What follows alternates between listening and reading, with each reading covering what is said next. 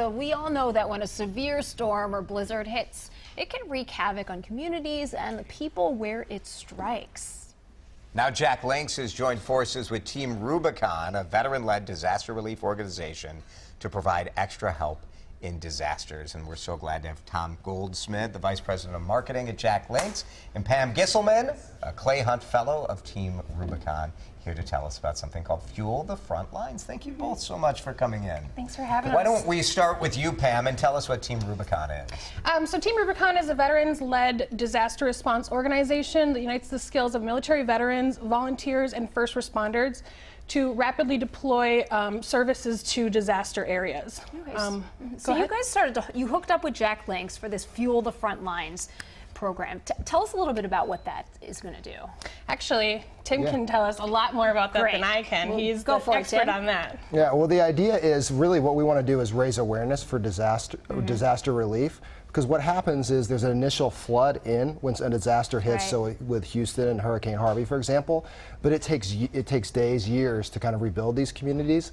And so we wanted to partner with Team Rubicon to really raise awareness of what's needed to continue the efforts of disaster relief after that initial fury is done. Yeah, because you have so many people with the military background that are able to really get in there and help them throughout this very, very long process. Why this group though? Why Jack Links saying, I want to do this? It was such a natural fit in terms of what they stood for, in terms of helping veterans leverage their skill set, and the fact that they already use Jack Links when they go in to give them the fuel. So we basically are able to bring product, and then we're able to really rally our whole company behind it, because everyone loves to support the veterans within our organization, and so we get to do all of that as one. It's just a perfect fit. And that's what you guys have found, Pam, right? That this is an effort. Disaster relief is something that goes on for, in some cases, 6 months, years? For years. Yeah. I mean, if you're talking about a Hurricane Sandy, a Hurricane Harvey, a Hurricane Katrina, I mean, you're talking absolutely years, even a decade or more, to really fully recover from something like that.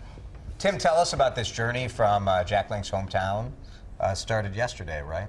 Yeah, well, we started yesterday, and in Minot, Wisconsin, which is where our corporate headquarters are, we started to do training. So if disaster hits in that area, we have first responders that are ready to go in.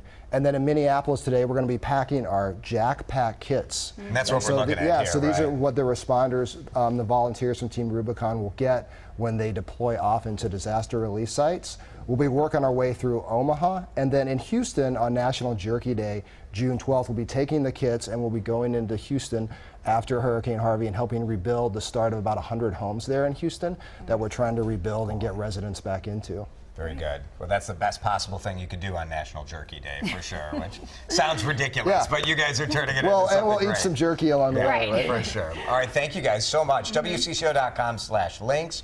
We have more information about Fuel the Front Line. Tim,